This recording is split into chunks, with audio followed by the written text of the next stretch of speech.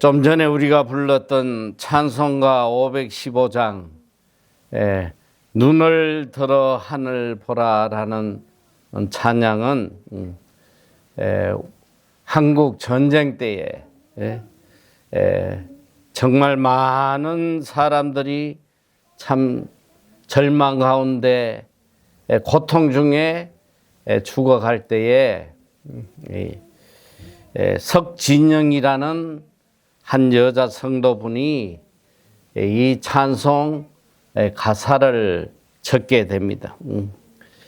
그래서 이분이 잘 아는 이 박재훈 목사님에게 이걸 곡을 좀 만들어 주도록 부탁을 해요.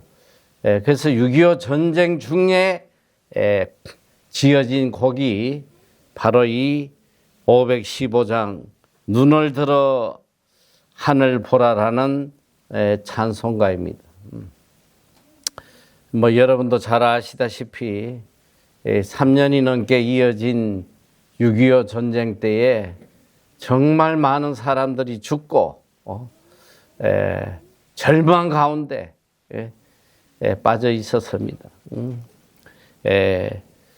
그때 이 석진영 여성도 분이 하나님 앞에 너무나 고통스러워서 간절히 기도하는 중에 하나님께서 이 마음에 감동을 주셔서 우리 민족이 오직 재난 중에 하나님만 바라보고 살도록 하는 이 찬송을 짓게 하셨습니다. 참 이 찬송가가 많이 불렸어요. 저희 어릴 때는 참 이 찬송가를 정말 많이 불렀는데 요즘 보니까 이 찬송을 부르는 교회가 전혀 없는 것 같아요. 오늘도 이렇게 찬송 부를 때 보니까 잘 모르는 것 같아. 이 찬송을 처음 불러보는 그런 모습들인 것 같아요.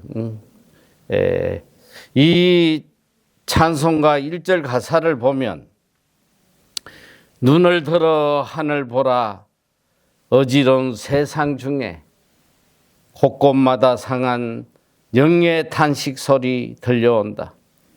빛을 잃은 많은 사람 길을 잃고 헤매이며 탕자처럼 기진하니 믿는 자여 어이할꼬. 참 빛을 잃은 많은 사람들 그리고 사방 곳곳에 이 탄식 소리만 들려오는 이런 절망적인 상황 속에서 믿는 자여 어이할꼬. 이런 상황 속에 과연 믿는 자는 어찌할 것인가? 이런 절망 가운데서 과연 믿는 자들은 어찌해야 할 것인가? 바로 이 절망의 세상에 살아가는 우리에게 던져진 질문이에요. 믿는 자여 어이할꼬. 참 우리는 매일 아침 눈을 뜨면 많은 정보들을 보고 듣습니다.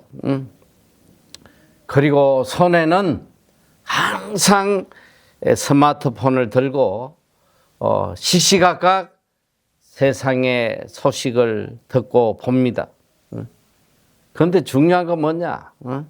이 세상의 소식을 보면 볼수록 들으면 들을수록 우리의 마음은 더 두렵고 더 어두워진다는 사실이에요. 이 세상은 끊임없이 우리에게 요구하고 있습니다. 더 가져야 된다. 더 성공해야 된다. 더 사람들에게 인정받고 살아야 된다. 소식을 들으면 들을수록 우리의 마음은 더 깊은 수렁으로 빠져 들어가는 것이 현실입니다. 왜 그럴까요? 들어야 될 소리를 듣지 못하고, 보아야 될 것들을 보지 못하기 때문에, 오히려 들어서 안 될, 보아서 안 될 이것에 마음이 다 뺏기다 보니까 우리의 심령은 더 깊은 어두움과 절망으로 빠져 들어갈 수밖에 없습니다. 오늘 이 시편 123편은 우리들에게 들려주는 너무나 큰 소망의 말씀이에요. 오늘 이 123편을 성전에 올라가는 노래다, 또 순례자의 노래다, 이렇게 성경에는 기록이 되어 있습니다. 여기 보면 이 멸시와 조롱 가운데 있는 하나님의 백성이 오직 하나님의 은혜를 간구하며 기도하는 이것이 바로 오늘 시편 123편이에요. 이 시편 123편은 단순한 순례자의 노래가 아니라 이 하나님의 백성이 세상으로부터 멸시와 조롱을 받을 때에 어떻게 이 상황을 이겨내고 하나님이 주시는 참된 기쁨과 평안 속에 살아갈 수 있는지 그 방법을 알려주는 너무나 복된 소망의 말씀입니다. 사람은 무엇을 보느냐에 따라서 그 인생이 완전히 바뀌어요. 오늘 우리가 무엇을 바라보고 살아간다, 이것이 얼마나 중요한 건지 몰라.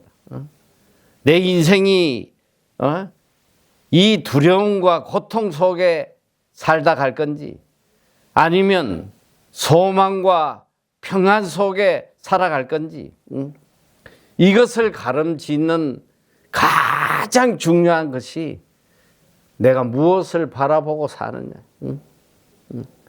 너무나 중요한 거예요.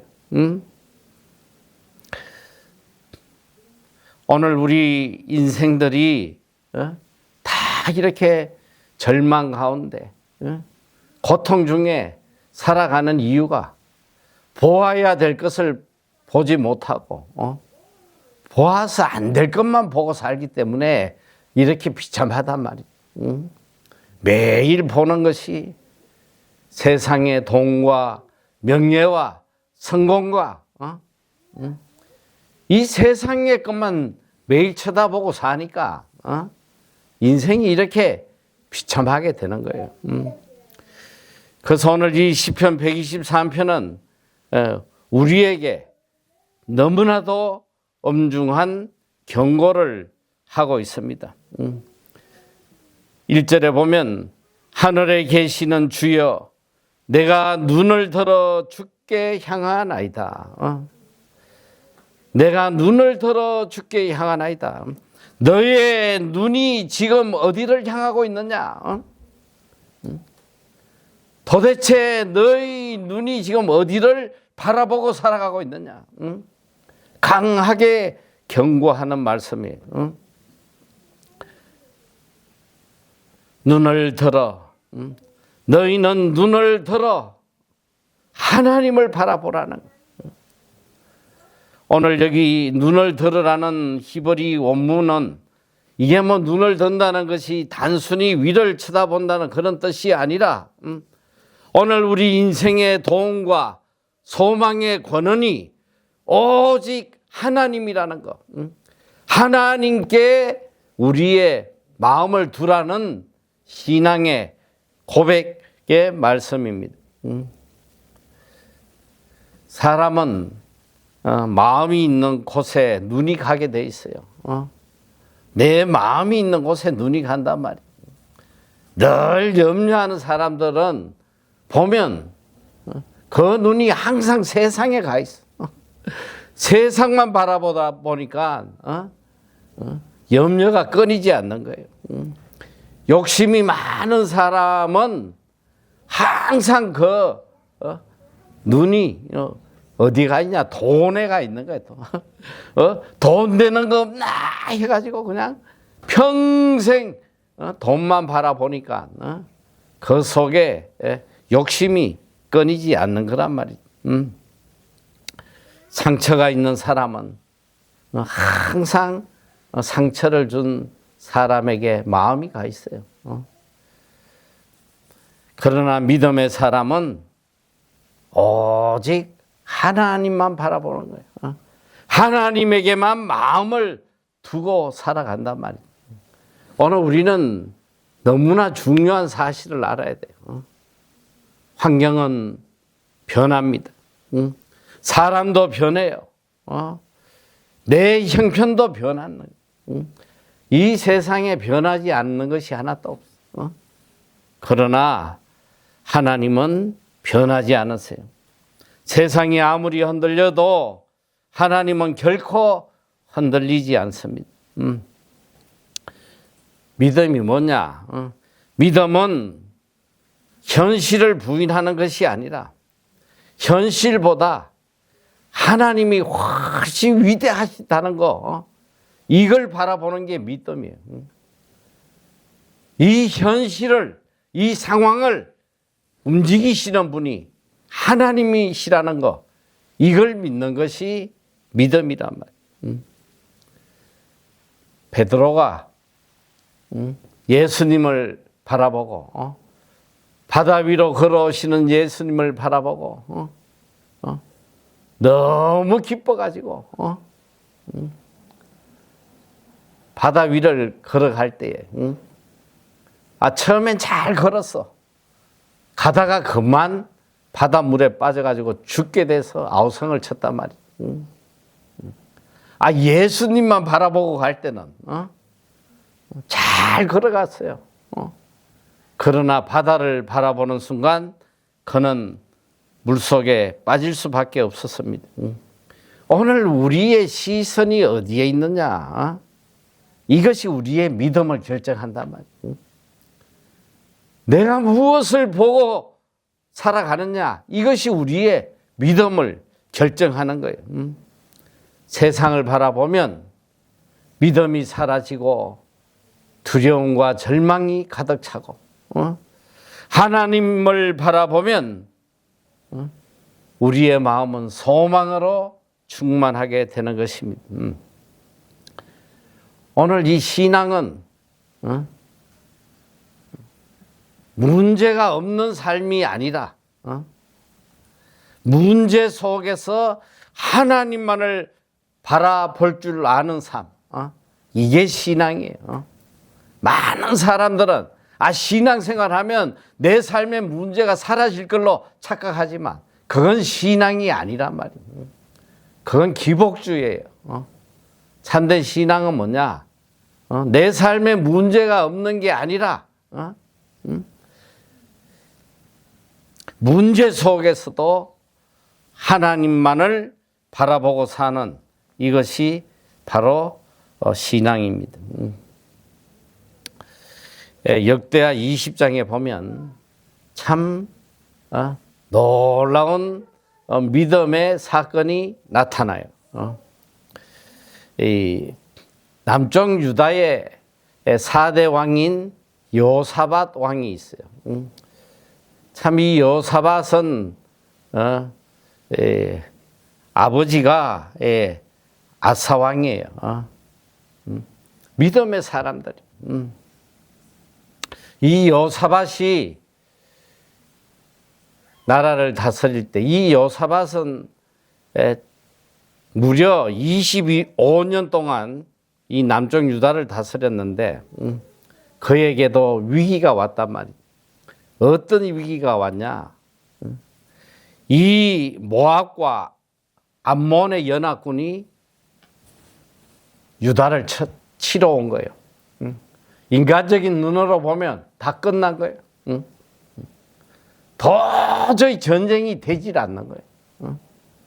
어마어마한 연합군이 쳐들어오니까 이제 뭐 죽는 길밖에 없는데 이 그래도 믿음의 왕인 요사밧은 전 국민에게 금식을 선포하고 하나님 앞에 간절하게 기도합니다. 이 연합군을 보지 않고 전등하신 하나님을 바라보고 기도해요. 그의 기도의 내용이 특별히 이 역대하 20장 12절에 보면 이렇게 기도를 해요.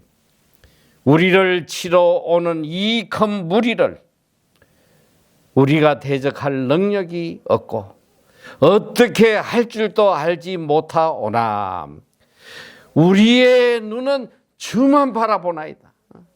우리의 눈은 주만 바라보나이다. 이 위대한 믿음의 고백. 지금 이 상황에서 어떻게 할 바를 모르고 그저 뭐 죽음만 기다릴 수밖에 없는 상황이지만 우리의 눈이 주만 바라보나이다.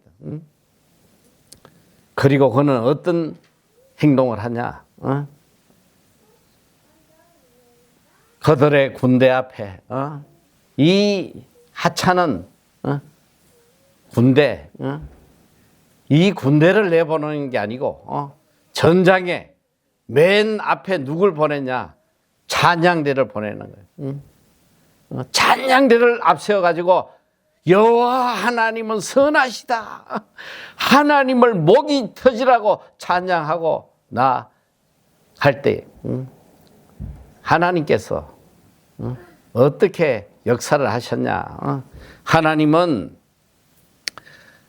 아하시엘 선지자를 통해서 이렇게 말씀을 하세요. 자, 15절에 보면 이 전쟁은 너희에게 속한 것이 아니고 하나님께 속한 것이다. 하나님이 싸워주실 것이다. 그리고 또 17절에 이어서 보면 이 전쟁에는 너희가 싸울 것이 없다. 서서 여호와께서 너희와 함께 하시는 구원을 보아라. 참 놀라운 역사 아니에요. 하나님께서 친히 이 모압과 암몬의 연합군을 다 몰살시켜버린다. 여러분 오늘 이게 우리 믿음의 사람이 살아가는 방법이에요. 인생이 살아가는 방법이란 말이에요. 아니 내가 내 인생의 문제를 해결하려고 세상을 바라보고 물질을 바라보고 상황을 바라보고 이렇게 살아가니까 매일매일 삶이 지옥이요 고통이에요. 솔직히 이야기해보면 예수 믿고 열심히 교회 다니는 사람의 삶이 평안합니까? 항상 기쁨이 충만하냐 이 소리야. 뭐 제 주위에는 뭐 제가 아는 분들 보면 이 교회 열심히 다니고 신앙생활 하는 분이나 세상 사람이나 별반 다를 게 없어. 어려운 일 당하면 두려워 떨고 걱정하고 잠 못 자고 고통스러워하고 왜 하나님을 믿으면서 이렇게 사느냐? 문제는 바라봐야 될 걸 안 바라보는 거예요. 눈을 들어 하늘을 바라봐야 되는데 눈을 깔고 세상을 바라보니까 인생이 비참할 수밖에 없는 거란 말이에요.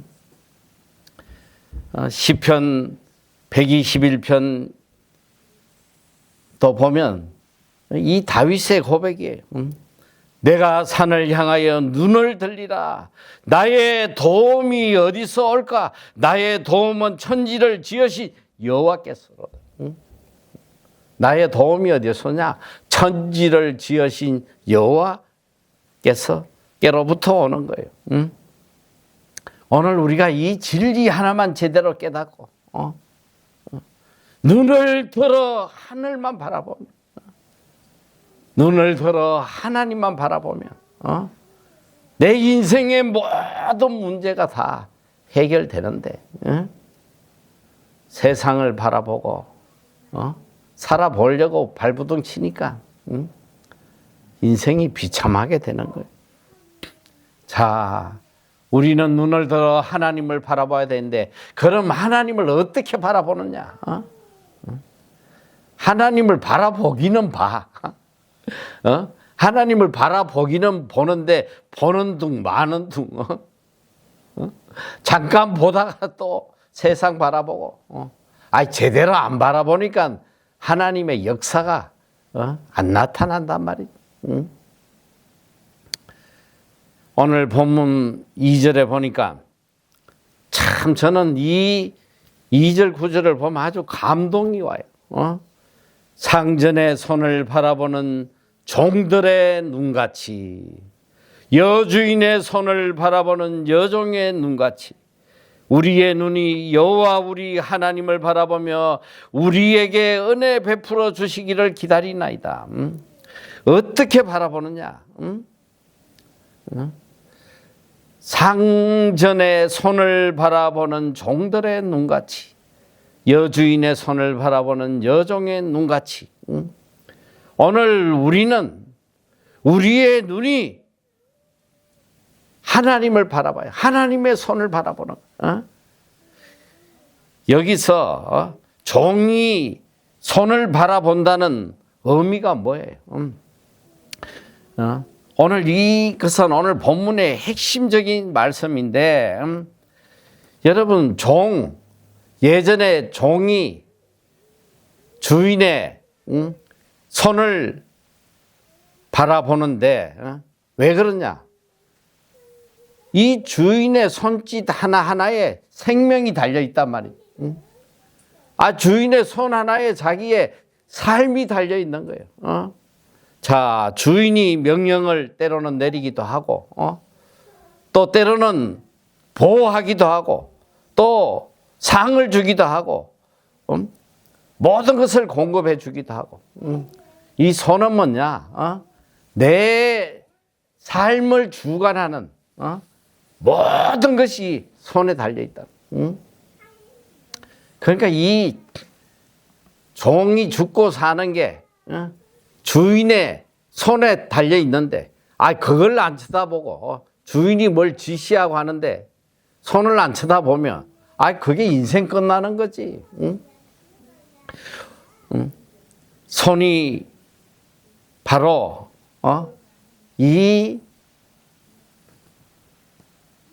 우리의 삶과 직결되어 있는 가장 중요한 거라는. 자, 하나님의 손.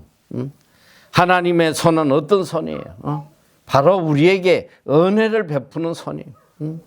하나님의 손은 은혜를 베푸는 손.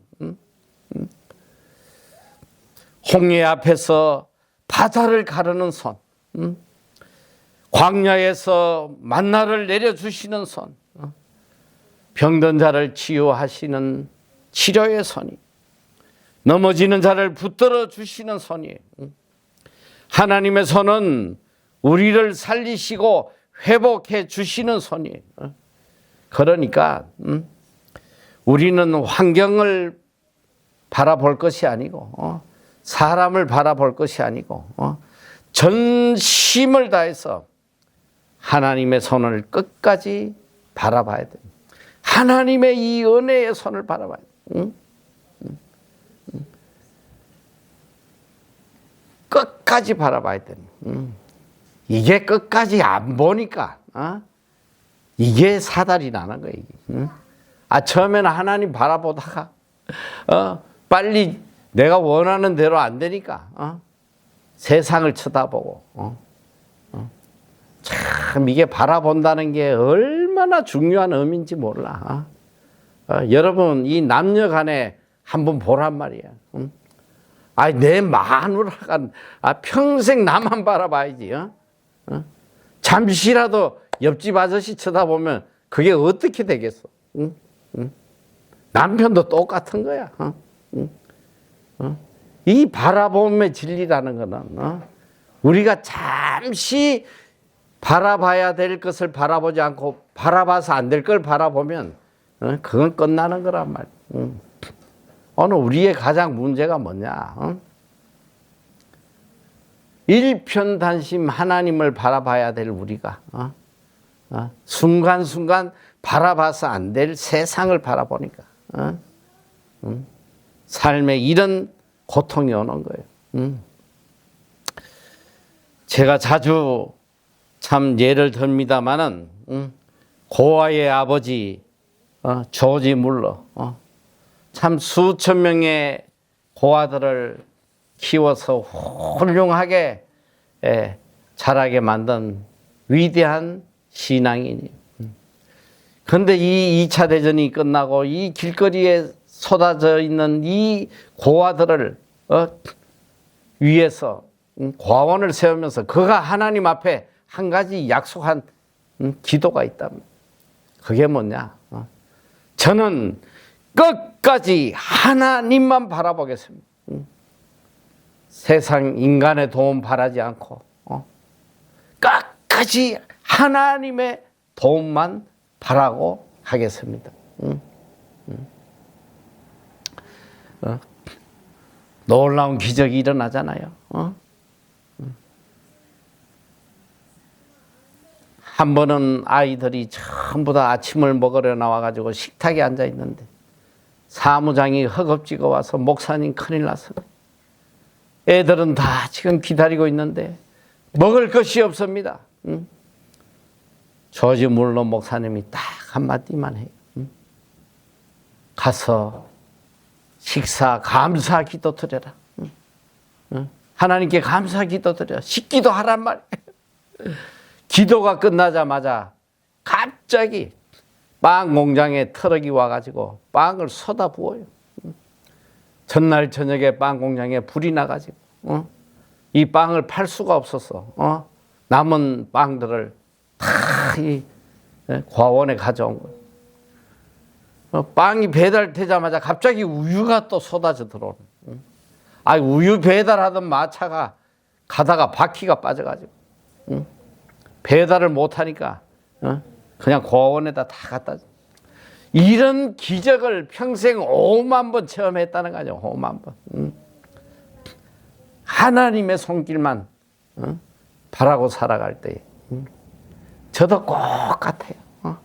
저도 여기 나이 40이 다 돼가지고 유학 가가지고 집 하나 달랑 팔아서 공부하는데 정말 돈 일부를 쓰지 못하고 참 그 미래에 대한 두려움과 이런 염려로 하루하루 살아가는데 우리 대학교 동창 여자애가 1,000불을 보내준 거예요. 1,000불을 30년 전에 1,000불을 보내줬으니까 얼마나 그게 크게 느껴지는지. 그때 내 마음에 어떤 생각이 드냐면 매달 이렇게 1,000불만 누가 후원을 좀 해줘도 내가 좀 살 것 같다. 그러면서 내 마음속에 누구한테 좀 후원을 받을까? 1,000불 매달 1,000불만 좀 해줄 사람들이 없을까? 계속 머리에 맴도는 게 그 1,000불이에요. 그때 내가 정신이 번쩍 들더라고. 하나님 앞에 회개했어요.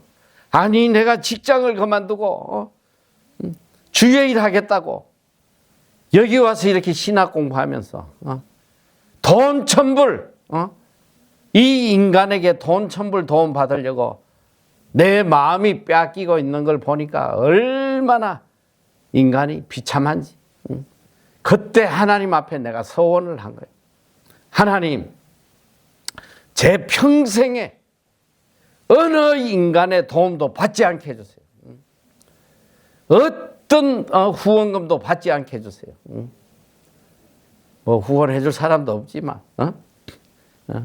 어쨌든 그렇게 하나님 앞에 기도했는데 제가 참 감사한 것이 지금까지 30년이 넘도록 어느 누구에게 단돈 1불도 내가 후원 받은 적이 없단 말이에요. 단돈 1불도 내가 후원 받은 적이 없어. 하나님만 바라보니까. 그래서 내 기도가 그거야. 절대 인간의 도움 받지 않고 인간의 후원 받지 않고 하나님이 공급해 주시는 걸로 선교하게 해주세요. 그대로 하나님께서 이루어 주시더라고요. 얼마나 놀라운 은혜냐 말이야. 기도는 자신의 문제를 바라보는 것이 아니라 하나님의 손을 바라보는 것이. 믿음은 문제를 분석하는 능력이 아니라 하나님을 신뢰하는 능력이다. 오늘 그리고 우리는 또 어떤 믿음을 가지고 살아야 되냐. 첫째는 하나님만을 바라보는 믿음. 둘째는 하나님의 은혜만을 기다리는 믿음. 이 기다리는 믿음으로 살아야 된단 말이지. 2절에 보면 상전의 손을 바라보는 종들의 눈같이 여주인의 손을 바라보는 여종의 눈같이 우리의 눈이 여호와 우리 하나님을 바라보며 우리에게 은혜 베풀어 주시기를 기다리나이다. 하나님의 은혜를 끝까지 기다리는 이 기다리는 믿음. 믿음에서 가장 중요한 게 뭐냐? 기다림이에요. 이 기다리지 못해가지고 다 믿음이 다 끝나는 거예요. 처음엔 다 믿음 가지고 주여 믿습니다 하다가 빨리 안 이루어지니까 다 믿음이고 뭐고 다 헌신장처럼 팽개치는 거지. 이 기다림은 바로 하나님을 신뢰하는 우리의 신앙의 모습이란 말이에요. 우리의 상황이 변화되기를 기다리기보다 하나님의 은혜를 기다리는 이 믿음을 가져야 돼. 우리가 살다 보면 참 하나님의 응답이 너무 느릴 때가 많아요. 기다리기가 너무 힘들 때가 많단 말이에요. 그런데 중요한 건 뭐냐? 하나님은 항상 가장 좋은 때에 가장 합당한 때에 하나님은 응답하시는 거예요. 우리는 몰라. 우리는 빨리 응답받는 것이 은혜이고 이게 축복인 걸로 생각하지만 때로는 빨리 우리가 응답받으면 인생 끝난다는 거예요. 여러분 요셉 한번 보란 말이야. 얼마나 오랜 시간 동안 그 기다림의 시간이 있었냐. 그 오랜 시간 동안 그런 고난 속에서도 끝까지 하나님의 은혜의 손길을 포기하지 않고 기다리니까 하나님의 역사가 있잖아요. 기다림은 무의미한 시간이 아니고 하나님을 신뢰하는 시간이에요. 하나님을 향한 내 믿음이 더욱 굳어지는 시간이란 말이에요. 참 믿음의 사람은 기다리는 시간을 통해서 하나님을 향한 그의 믿음이 날로 날로 굳세게 변화되는 것입니다. 그래서 이 스펄전 목사님은 이렇게 이야기를 합니다. 종은 주인의 손이 움직일 때까지 시선을 거두지 않는다. 성도는 하나님의 응답이 있을 때까지는 눈을 돌려서는 안 된다. 우리는 사람의 얼굴을 바라보다가 낙심하지만 하나님의 손을 바라볼 때 평안을 얻는다. 기다림 자체가 바로 믿음의 행위이다. 이렇게 이야기를 합니다.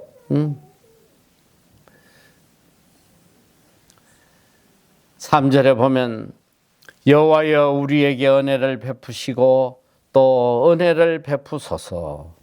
오늘 이 다윗은 하나님 앞에 간절하게 은혜를 간구해요.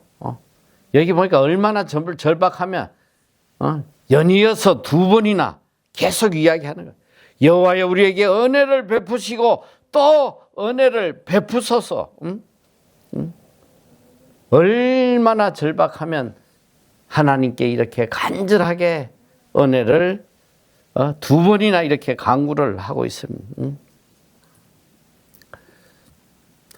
다윗은 오직 하나님의 은혜만을 구했어요. 자, 나를 죽이고 나를 멸망시키려는 이 많은 적들이 그를 에워싸고 있는 이 상황 속에서도 그는 하나님으로부터 오직 하나님의 은혜만을 구했단 말이지. 이 상황이 변화되기를 구하지도 않고 이 악인들이 멸망하기를 복수해달라고 구하지도 않고 오직 하나님의 은혜. 이것이 우리가 구해야 될 거예요. 오늘 우리에게 가장 필요한 게 뭐냐? 아무것도 없어. 오직 하나님의 은혜만 구하면 되는 거예요. 이것저것 너저분하게 뭐 하나님께 구할 이유가 하나도 없단 말이에요. 오직 하나님의 은혜. 이 은혜만 구하면 다 해결이 돼요.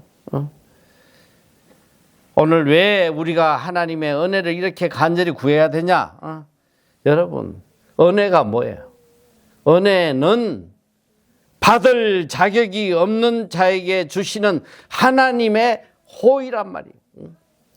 은혜는 나의 의에 따라 주시는 것도 아니고 나에게 상급으로 주시는 것도 아니고 전혀 은혜 받을 자격이 되지 않는 우리에게 주시는 거저 주시는 호의, 이것이 바로 은혜예요.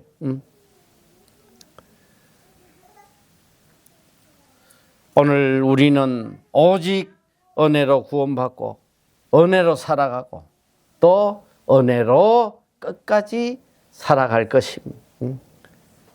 우리가 구할 것은 오직 은혜, 하나님의 은혜예요.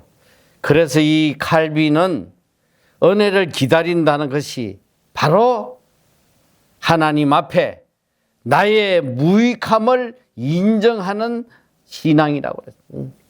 내가 아무것도 아니라는 거. 하나님의 은혜가 없이는 한순간도 살아갈 수 없다는 걸 인정하는 바로 신앙이 기다리는 믿음이다. 이렇게 이야기합니다. 은혜는 공로에 대한 보상이 아니라 하나님께서 값없이 베푸시는 호의이고 또 은혜를 기다린다는 것은 단순한 소망이 아니라 하나님을 전적으로 의지한다는 믿음의 표시이기 때문에 가장 큰 능력은 인간의 힘이 아니라 하나님의 은혜입니다. 하나님께서 우리를 끝까지 붙드시는 것은 하나님의 은혜예요.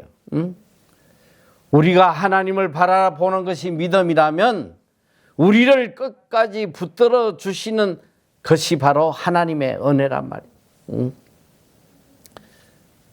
믿음은 자신의 힘을 포기하고 하나님의 은혜만을 의지하는 것입니다. 그리고 오늘 본문은 마지막으로 다시 한번 우리에게 일깨워 주는 거예요. 4절에 보면 안일한 자의 조소와 교만한 자의 멸시가 우리 영혼에 넘치나이다. 이것이 오늘 세상의 현실이에요. 아무리 내가 믿음 생활해도 안일한 자의 조소와 교만한 자의 멸시가 우리 영혼에 넘친다. 이 안일한 자가 뭐예요? 이 안일한 자의 뜻은 평안함 속에 자만하는 사람들이에요. 뭐냐? 하나님 없이도 평안을 누리며 자만하고 살아가는 자들이 안일한 자. 그러니까 이 하나님 없이도 평안하게 살아가는데 저 하나님 믿는 인간들이 저렇게 고통받고 고난받는 걸 보고 비난하고 놀린단 말이에요. 그리고 교만한 자는 어떤 자냐? 하나님 없이도 모든 것이 다 형통한 거예요. 그러니까 안일한 자와 교만한 자들이 하나님을 믿는 자들이 고통 속에 있는 걸 보면서 조소하고 비난하고 그들을 저주하고 말이야. 멸시하고 살아가는. 그러니까 이런 세상을 우리가 살아가고 있는 거예요. 여러분들도 신앙생활하며 그런 마음이 들 때가 있지 않아요? 아, 저 사람 왜 예수도 안 믿는데 저렇게 모든 게 평탄해? 왜 저 사람 저렇게 부유하게 살아? 아니, 나는 왜 이렇게 하나님을 열심히 믿는데 내 삶에는 이런 고난이 끊이지 않아? 오늘 이런 상황 속에서 하나님께서 우리에게 들려주시는 바로 이 소망의 말씀이 오늘 본문 말씀이란 말이죠. 하나님은 반드시 하나님을 바라보는 자들에게는 은혜를 베푸시고 이 안일한 자의 조소와 교만한 자의 멸시를 반드시 물리쳐 주신다는 거예요. 자, 오늘 시편 73편 말씀을 한번 보면 오늘 집에 가서 이 말씀을 꼭 한번 보란 말이야. 시편 73편 전체 말씀에 보면 바로 이 말씀이야. 하나님이 참으로 이스라엘 중에 마음이 정결한 자에게 선을 행하시나니. 하나님은 마음이 정결한 자에게 선을 행하시는데 나는 거의 넘어질 뻔하였고 나의 걸음이 미끄러질 뻔하였다. 아, 선한 자에게 하나님이 은혜를 베푸신다는데 나는 실족할 뻔했다는 거야. 왜 실족할 뻔했냐? 아, 이 세상을 봤더니 3절 보니까 이는 내가 악인의 형통함을 보고 오만한 자의 자를 질투하였음이로다. 그들은 죽을 때에도 고통이었고, 이 악인들은 죽을 때에도 고통이었고 그 힘이 강건하며 사람들이 당하는 고난이 그들에게는 없고 사람들이 당하는 재앙도 그들에게 없나니.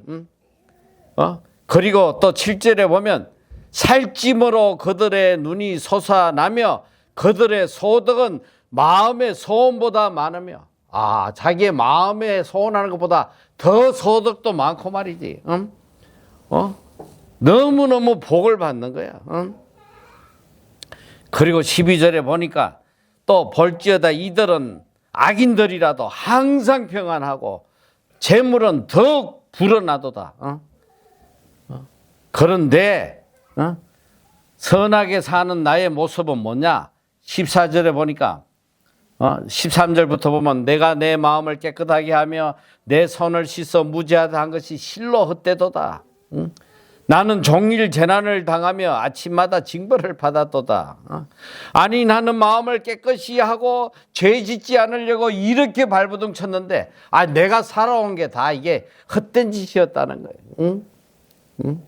나는 종일 재난을 당하고 아침마다 징벌을 받는다. 이게 도대체 어찌 된 것입니까? 그런데 하나님께서는 이제 결론을 알려주시는 거예요. 17절에 보니까 하나님의 성소에 들어갈 때에 그들의 종말을 내가 깨달았나이다. 주께서 참으로 그들을 미끄러운 곳에 두시며 파멸에 던지시니 그들이 어찌하여 그리 갑자기 황폐되었는가. 놀랄 정도로 그들은 전멸하였나이다. 주여 사람이 깬 후에는 꿈을 무시한 같이 주께서 계신 후에는 그들의 형상을 멸하시리로다. 여러분, 하나님은 반드시 선한 자를 복되게 하시고 이 약한 자들을 멸하시는 분이에요. 오늘 서두에 우리가 불렀던 515장 찬송, 믿는 자여 의할고, 왜 우리 삶 속에 이런 비참한 현실들이 다가오느냐? 믿는 자여 어찌할 것인가? 오늘 시편 28편 123편 말씀대로 끝까지 하나님을 바라보고 하나님의 은혜만을 구하는 삶, 이런 자들에게는 반드시 하나님께서 그의 삶을 지켜주시는 거예요. 오늘도 우리의 시선이 사람이나 환경에 빠져 있지 않는지 뒤돌아봐야 돼요. 오늘 우리의 시선이 온전히 하나님께 고정되어 있어야 돼요. 하나님만을 바라보는 사람만이 이 악한 세대에 결코 무너지지 않으며 하나님의 은혜의 손길이 그에게 참된 행복과 평안을 주신다는 거. 이걸 끝까지 마음에 새기고 어떤 상황에서든지 하나님만 바라보고 하나님의 도움의 손길만을 간절히 사모하며 살아가는 여러분이 다 되시기를 축원합니다.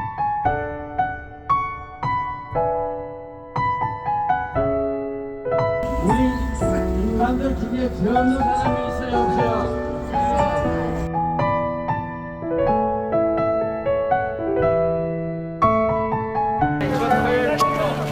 토요일부터 오세요. 잡수 필요하신 분들 말씀하세요.